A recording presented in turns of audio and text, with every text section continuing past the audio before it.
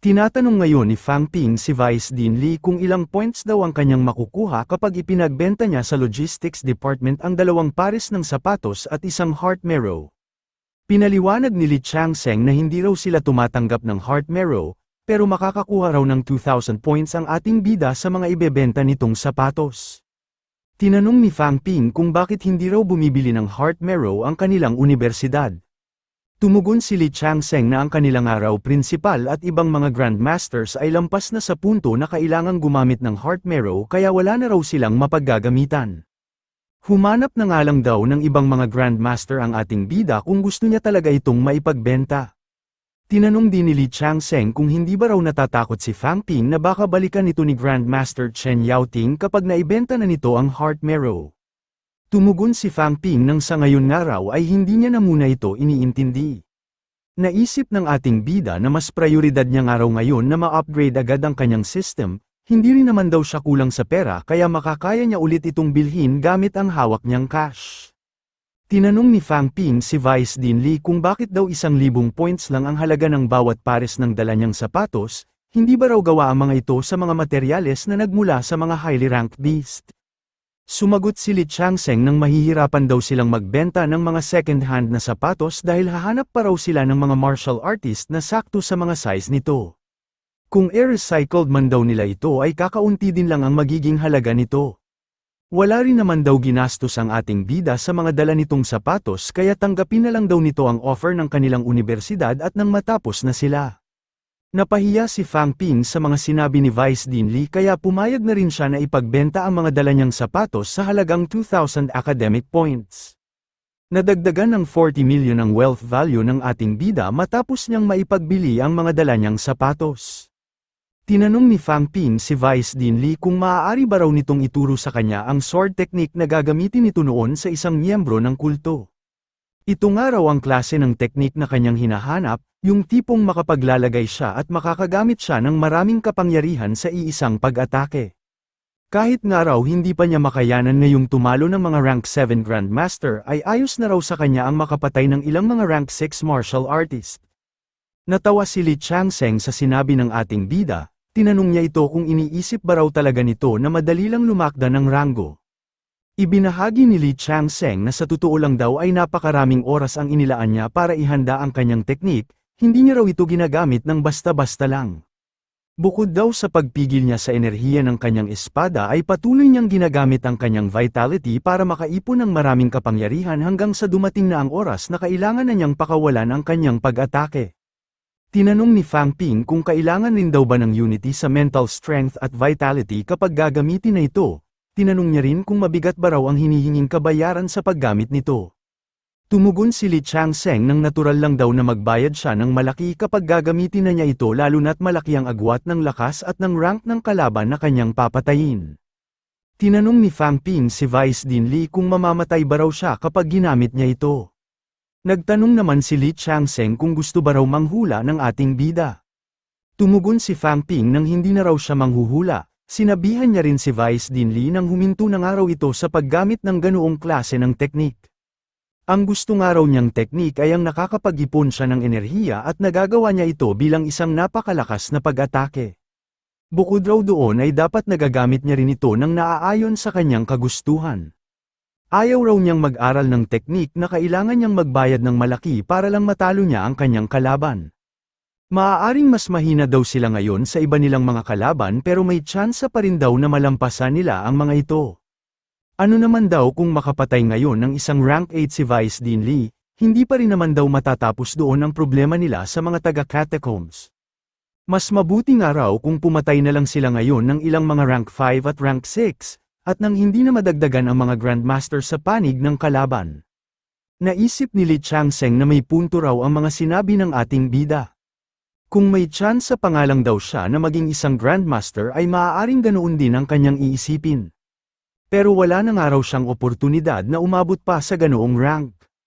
Sinabi ni Li Changsheng na ituturo niya raw sa ating bida ang mga teknik para makapag-ipon ng enerhiya at magamit ito bilang isang napakalakas na pag-atake. Pero kailangan nga raw muna nitong magkaroon ng isang magandang sandata. Tinanong ni Fang Ping kung ayos na ba raw ang dala niyang saber. Tinatawag niya nga raw itong Chaos Exterminator. Sinabi ni Li Changseng na dalawa lang daw ang pangalan ng sandata na naaalala niya na pasok sa top 10 grade weapon, ang Killer Sword ni Xu Mofo at ang Danko Saber ni Zhang Dingnan. Ang Danko Saber nga raw na hawak ngayon ni Fang Ping ay halos itinuturing ng isang maalamat na sandata kaya hindi raw ito dapat basta-basta na lang pinapalitan ng pangalan. Nagulat si Fang Ping noong malaman niya na isa pala sa top 10 grade weapons ang bago niyang sandata, hindi niya nga raw alam na may rank din pala ang mga ito. Tinanong niya si Vice Dean Li kung ano naman daw ang eksaktong rank ng kanyang sandata.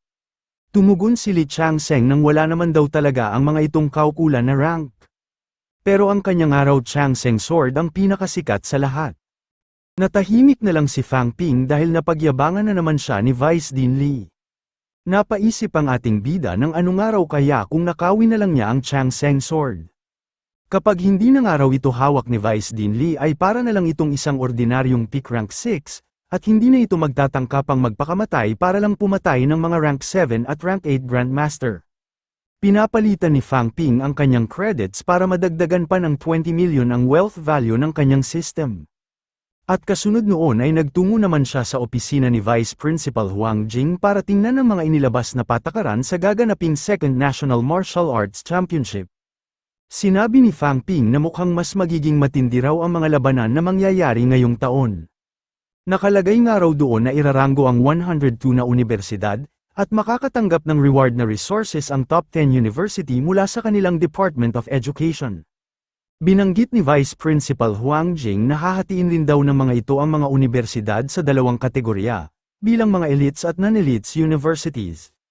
Ang top 10 nga raw ng kompetisyon ay ikinukonsidera bilang mga elite schools.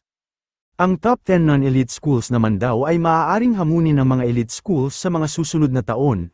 Ang tanging requirement lang daw ng mga ito ay dapat mayroon silang hindi bababa sa 5 mid-ranked martial artist. Ang universidad rin lang daw na nasa lower ranked ang maaaring humamon sa mga universidad na mas mataas sa kanila. Sinabi ni Fang Ping na lahat nga raw ng mga ordinary martial arts universities ay pinupuhunan ang kanilang mga pera para sa kanilang mga elite students. Madali nga lang daw sa mga ito na suportahan ng mga resources ang isang prodigy hanggang sa makarating ito sa rank 4, pero mahihirapan daw ang mga ito sa pagsuporta sa 5 estudyante. Binanggit ni Vice Principal Huang Jing na gumawa nga raw ngayon ng mga bagong regulasyon ang kanilang gobyerno para mabawasan ang mga alitan sa pagitan ng mga universidad. Noon nga raw ay hindi kinikilala ng ibang mga universidad ang top 2 elite schools kahit na kinilala na sila ng publiko. Iniisip nga raw ng ibang mga universidad na hindi patas na mas malaki ang nakukuhang resources ng Magic University at Capital University. Sinabi ni Huang Jing na ang target daw nila ngayong taon ay ang manatili sa top 3 at subukang makipaglaban para sa isang ikaunang pwesto. Tinanong ni Fang Ping kung bakit hanggang top 3 lang daw ang kanilang target. Pinaliwanag ni Vice Principal Huang Jing na ang isa raw sa kanilang mga makakalaban ay kinikilala ngayon bilang pinakamalakas na military academy sa buo nilang bansa. Gusto niya rin daw agad ipaalam sa ating bida na maaaring mag-advance sa rank 5 sina Yao Chengjun ng military, at si Li Hansong ng Capital University sa kalagitnaan ng kompetisyon kaya wag nga raw itong magiging kampante. Naisip ni Fang Ping na magsisimula na nga raw sa susunod na buwan ang Inter-University Championship. Nakakaramdam nga raw siya ngayon ng kaba dahil mayroon na lang siyang isang buwan para makapagpalakas. Magagawa nga raw niyang makarating sa peak rank 4 bago magsimula ang kompetisyon at kahit maaari man daw siyang makapag-breakthrough sa pagiging isang rank 5 ay hindi niya raw ito gagawin. Hindi nga raw sapat ang natitirang oras kaya mas hihina lang ang kontrol niya sa kanyang kapangyarihan kapag bago pa lang siya sa kanyang ranggo. Tinanong ni Fang Ping si Vice Principal Huang Jing kung maaari ba raw siya nitong tulungan na maibenta ang kanyang nakuhang Heart Marrow. Sinabi ni Huang Jing na bihira lang daw ang gumagamit nito lalo na't hindi nila tukoy kung saan ito nagmula, may posibilidad din daw na gawa ito mula sa puso ng isang tao. Tinanong ni Fang Ping kung hindi naman daw siguro ito tatanggihan ng lahat ng dahil sa ganoong dahilan. Marami naman daw kilalang Grandmaster si Vice Principal Huang Jing kaya umaasa nga raw siya na matutulungan siya nito na maipagbenta ang kanyang Heart Marrow sa halaga na hindi bababa sa 50 milyon. Tumugon si Vice Principal Huang Jing nang posible niya nga raw itong maipagbenta sa kanyang mga kakilala, magtatanong-tanong nga raw siya para matulungan niya ito. Nagpasalamat agad si Fang Ping sa alok na tulong ni Vice Principal Huang Jing. Napaisip din siya kung may iba pa ba raw paraan para kumita siya ng 50 milyon kung sakaling hindi masunod ang kanyang plano at hindi niya maibenta ang nakuha niyang heart marrow. Nag-aabang ngayon sa Magic City train station ang ating bida. Hinihintay niya doon ang pagdating ng kanyang pamilya. Agad na tinawag ni Fang Yuna ang pangalan ng kanyang kuya noong makita niya ito. Agad din na inihinto ni Fang Ping ang binabasa nito noong mapansin niya na naroon na ang kanyang pamilya. Iminungkahi ni Fang Ping sa kanyang ama na mas mabuti raw kung kumuha na rin ito ng lisensya at bumili ng isang sasakyan para hindi na nito kailangang bumiyahe. Tumugon si Fang Mingrong nang malapit lang naman daw ang kanyang mga pinupuntahan kaya hindi pa raw niya kailangan ng sariling sasakyan. Bukod daw sa napakaliit ng Sun City ay minsan rin lang daw siyang umaalis. Kinulit ni Fang Yuna ang kanyang kuya kung maaari ba raw siya nitong ibili ngayon ng isang sasakyan. Gagamitin niya raw ito mamaya para magtungo sa Magic University. Sinabihan ni Fang Ping ang kanyang kapatid na maaari nga raw itong makabili ng isang sasakyan gamit ang mga naipon nitong pera.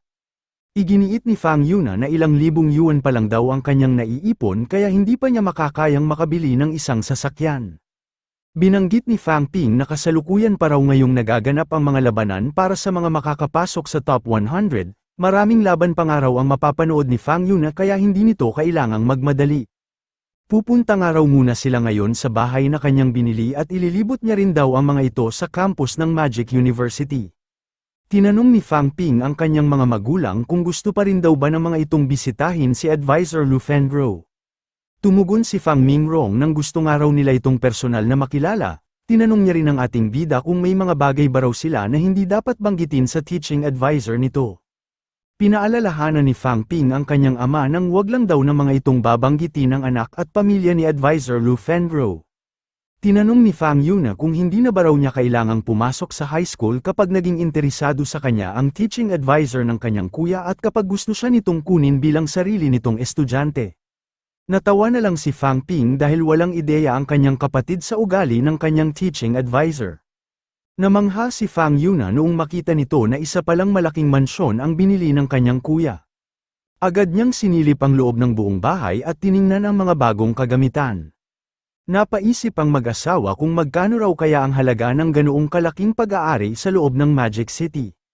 Namangha ang mag-anak noong makarating na sila sa campus ng Magic City Martial Arts University. Natawa si Fang Ping dahil halos ganoon rin ang naging reaksyon niya noong unang araw pa lang niya sa kanilang unibersidad. Binati ng mga naglalakad na estudyante ang kanilang presidente gayon din ang buong pamilya nito. Magalak din na binati ng mag-asawa ang mga estudyante na kanilang nakakasalubong. Ipinagmalaki ni Fang Ping sa kanyang kapatid na siya raw ang namamahala sa lahat ng mga martial arts students ng kanilang unibersidad. Nainis si Fang Yuna at sinabihan ang kanyang kuya nang wala naman daw nakakainggit sa ipinagyayabang nito. Iniabot ni Li Yuyin kay Advisor Lu Fengro ang mga dinala nilang local specialties na nagmula sa Sun City.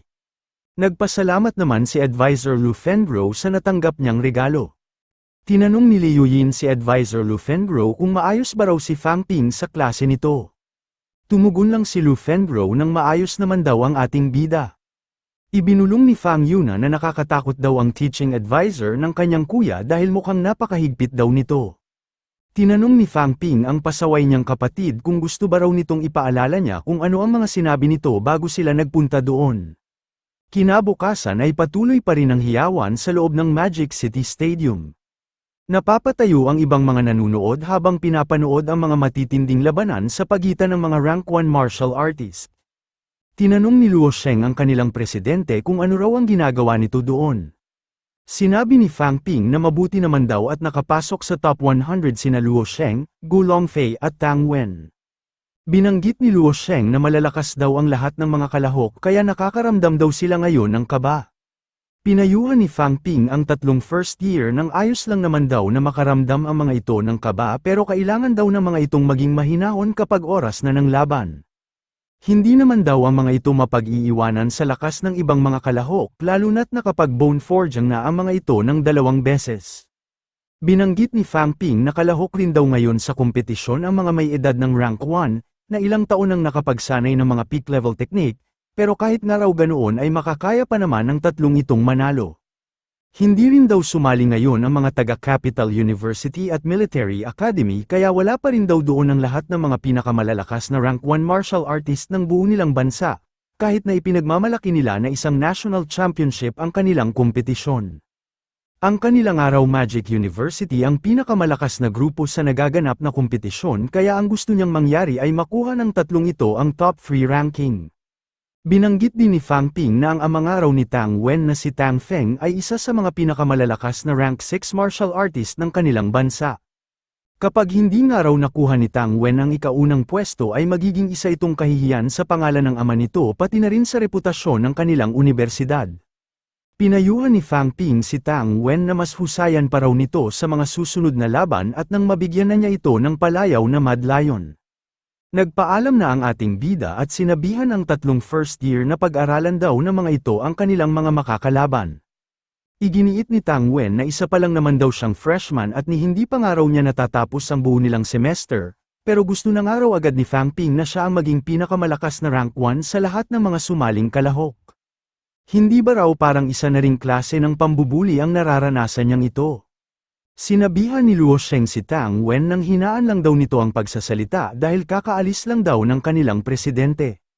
Tumugon naman si Tang Wen nang sinasadya niya raw talagang lakasan ang kanyang boses para marinig siya nito. Patuloy pa rin ngayon ang labanan sa pagitan ng mga rank 1 martial artist. Tinanong ni Liu Dali ang katabi niyang bata kung bakit hindi raw tiningnan ng mga miyembro ng Martial Arts Society kung may dala itong ID o ticket. Ang hula niya nga raw ay maaaring ama nito ang isa sa mga teaching advisor ng Magic University. Tumugon si Fang Yuna nang mali raw ang hula ni Mr. Liu, isa nga lang daw estudyante ang kanyang kuya. Naisip ni Liu Dali na napakagalang nga raw ng mga miyembro ng Martial Arts Society sa katabi niyang bata, kaya malamang nga raw ay kilala doon ang kuya nito. Mukhang ito na nga raw ang tsansa niya para magkaroon siya ng koneksyon sa loob ng Magic University. Mas ayos rin daw kung isa sa mga kalaban ni Fang Ping ang kuya ng batang ito. Nagtanong si Liu Dali kung ano raw kaya kung makapanayam niya ang kapatid ni Yuna, lahat nga raw ng mga tao na kanyang nai-interview ay bigla na lang sumisikat. Sinabi ni Fang Yuna na nabanggit daw ni Mr. Liu na tutulungan siya nito na kumuha ng magagandang litrato ng mga kilalang personalidad. Mamaya ay susubukan niya raw magpa-autograph sa mga makukunan nila ng litrato. Naisip ni Fang Yuna na hindi niya nga raw hahayaan si Mr. Liu na ma-interview ang kanyang kuya dahil sapat na naman daw ang kasikatan nito. Ang mahalaga raw ay ang makapagpapirma siya sa mga kilalang martial artist na naroon ngayon sa stadium, ilalagay niya nga raw ang mga litrato at pirma ng mga ito sa kanyang opisina.